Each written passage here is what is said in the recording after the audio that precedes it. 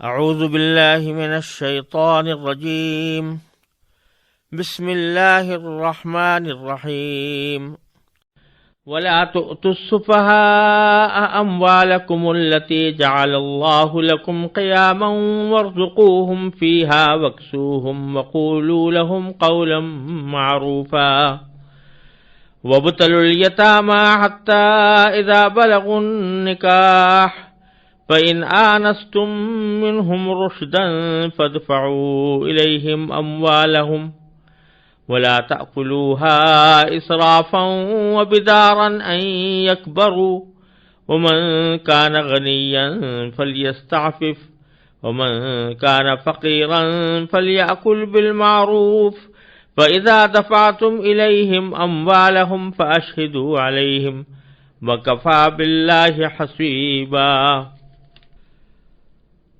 اور ناسمجھ لوگوں کو اپنے وہ مال حوالے نہ کرو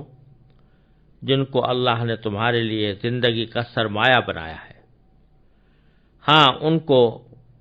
ان اموال میں سے کھلاؤ اور پہناؤ اور ان سے مناسب انداز میں بات کر لو، اور یتیموں کو جانچتے رہو یہاں تک کہ جب وہ نکاح کے لائق عمر کو پہنچ جائیں، تو اگر تم یہ محسوس کرو کہ ان میں سمجھداری آ چکی ہے تو ان کے مال انہی کے حوالے کر دو، اور یہ مال فضول خرچی کر کے اور یہ سوچ کر جلدی جلدی نہ کھا بیٹھو کہ وہ کہیں بڑے نہ ہو جائیں۔ اور جو خود مالدار ہو وہ تو اپنے آپ کو بالکل پاک رکھے، ہاں اگر وہ خود محتاج ہو تو معروف طریقہ کار کو ملحوظ رکھتے ہوئے کھا لے۔ پھر جب تم ان کے مال انہیں دو تو ان پر گواہ بنا لو، اور اللہ حساب لینے کے لیے کافی ہے۔ پچھلی آیتوں میں اللہ تبارک و تعالی نے یتیم بچوں کے سرپرستوں کو یہ تاکید فرمائی تھی کہ ان کے جو مال ان کے پاس ہیں، یتیموں کے جو مال ان کے پاس ہیں، وہ انہی کو دے دو۔ لیکن اس آیت کریمہ میں تھوڑی اس کی تفصیل بیان فرمائی گئی ہے کہ یتیم بچوں کو اس وقت دینا چاہیے جبکہ ان کے اندر مال کو محفوظ رکھنے کی اور اس سے فائدہ اٹھانے کی صحیح سمجھ پیدا ہو گئی ہو، اور جب تک سمجھ نہ پیدا ہو تو چاہے وہ بالغ ہی کیوں نہ ہو گئے ہوں، لیکن اگر پیسوں کو محفوظ رکھنے کی اور ان سے صحیح فائدہ اٹھانے کی اور بیع و شراء کرنے کی، خرید و فروخت کرنے کی سمجھ ان کے اندر پیدا نہیں ہوئی ہے تو پھر اس صورت میں تم مال ان کو نہ دو، ابھی اپنے پاس رکھو، اور ان کے جو کچھ اخراجات ہیں کھانے پینے پہننے کے وہ انہی کے مال میں سے ادا کرتے رہو،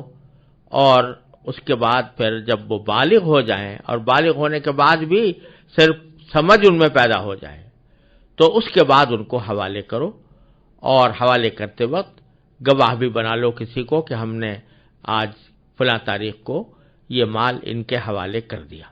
یہ خلاصہ ہے ان آیات کریمہ کا۔ تو سب سے پہلے تو یہ حکم دیا گیا ہے کہ ناسمجھ لوگوں کو مال نہ دو، لا تؤتوا السفہاء اموالکم۔ اگرچہ سیاق تو اس بات ہی کا چل رہا ہے کہ یتیموں کو مال دینے کا، لیکن قرآن کریم نے الفاظ عام استعمال فرمائے ہیں کہ جو لوگ ابھی تک سمجھدار نہیں ہیں ان کو مال حوالے نہیں کرنا چاہیے۔ اس میں یتیمیں بھی داخل ہے، اور پیچھے عورتوں کا بھی ذکر آیا تھا کہ ان کے مہر ان کو دے دو، تو اس بعد مفسرین نے فرمایا کہ اس میں یہ بات بھی داخل ہے کہ مہر دینا ویسے تو شوہر کے ذمہ فرض ہے، لیکن اگر یہ خیال ہے کہ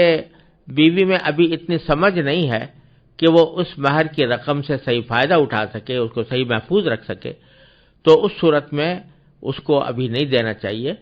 اور اپنے پاس رکھ کر اس کے اخراجات میں استعمال کرنا چاہیے۔ جو مرد کے ذمہ فرض نہیں ہے جو اخراجات وہ اس سے ادا کرے، اور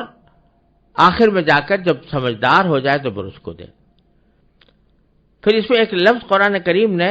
اموال کے لیے استعمال فرمایا کہ اموالکم التی جعل اللہ لکم قیاما، یعنی وہ مال حوالے نہ کرو جن کو اللہ نے تمہارے لیے زندگی کا سرمایہ بنایا ہے۔ اس میں اللہ تبارک و تعالی نے یہ تنبیہ فرمائی ہے کہ جو کچھ مال بھی ہے تمہارے پاس وہ اللہ تبارک و تعالی کا دیا ہوا ہے، ایک نعمت ہے، اس کی نہ ناقدری کرنی چاہیے، نہ اس کو ضائع کرنے کا کوئی طریقہ اختیار کرنا چاہیے۔ اس کی حفاظت بھی ایک انسان کے ذمہ فرض ہے۔ چنانچہ جن حضرات نے شریعت کے مقاصد پر کتابیں لکھی ہیں تو انہوں نے فرمایا کہ شریعت کے بہت سارے بنیادی مقاصد میں ایک بات یہ بھی ہے کہ انسان اپنی جان کی بھی حفاظت کرے، اپنے مال کی بھی حفاظت کرے۔ یہاں تک کہ رسول کریم صلی اللہ علیہ وسلم کا یہ ارشاد حدیث میں منقول ہے کہ اگر کوئی شخص اپنے مال کی حفاظت کرتے ہوئے مارا جائے تو وہ بھی شہید ہے۔ تو آدمی کو اپنے مال کی دفاع کے لیے اگر لڑنا بھی پڑے تو لڑنے کی اجازت ہے، اور اس میں اگر مر بھی جائے تو وہ شہید ہے۔ تو یہ اس وقت ہے جبکہ مال کو آدمی صحیح طور پر رکھ رہا ہے اور اس کو صحیح طور پر استعمال کر رہا ہے، ناجائز طریقے سے مال نہیں کما رہا اور نہ ناجائز کام میں خرچ کر رہا ہے، تو وہ مال انسان کی زندگی کا سرمایہ ہے اور ایک نعمت ہے۔ اور ایک حدیث میں رسول کریم صلی اللہ علیہ وسلم کا یہ ارشاد مروی ہے کہ نعم المال الصالح للرجل الصالح، نیک آدمی کے لیے مال، اچھا مال یہ ایک نعمت ہے اور اس کی قدر کرنی چاہیے۔ تو اس میں اگرچہ بہت سی جگہوں پر قرآن کریم میں دنیا کی مال و دولت کی مذمت کا بھی ذکر آیا ہے، لیکن وہ مذمت اس صورت میں ہے جبکہ انسان یا تو اس کو ناجائز طریقے سے حاصل کرے یا ناجائز کام میں خرچ کرے۔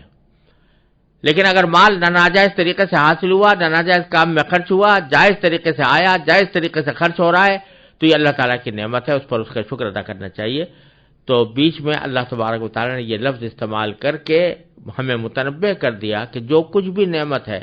اللہ تبارک و تعالیٰ کی، اس کو ضائع ہونے سے بچاؤ اور اس کی حفاظت کرو، اور وہ تمہارے لیے سرمایہ زندگی ہے۔ لہذا جو ناسمجھ لوگ ہیں ان کے حوالے نہ کرو، بچے ہیں یا ایسے ناسمجھ ذہنی طور پر